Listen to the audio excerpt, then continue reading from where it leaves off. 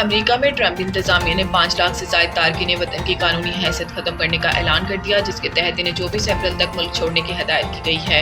امریکی خبر ایجنسی کے مطابق اس فیصلے کا نشانہ کیوبا، ہیٹی، نکاراگوا، وینزویلا کے شہری بنیں گے، جو سابق صدر جو بائیڈن کی امیگریشن اسکیم کے تحت امریکہ میں داخل ہوئے تھے۔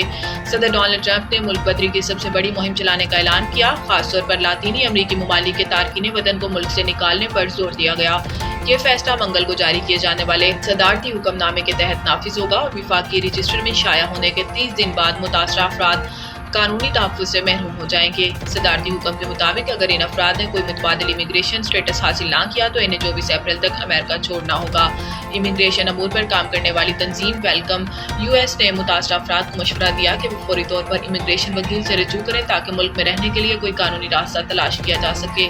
یاد رہے کہ CHNV پروگرام کے تحت جنوری 2023 میں ان ممالک کے شہریوں کو ہر ماہ 30,000 افراد کو 2 سال کے لیے امریکہ میں قیام کی اجازت دی گئی تھی۔ تاہم ٹرمپ انتظامیہ نے اس اسکیم کو منسوخ کرنے کا فیصلہ کر لیا، جس سے ہزاروں خاندان متاثر ہو سکتے ہیں۔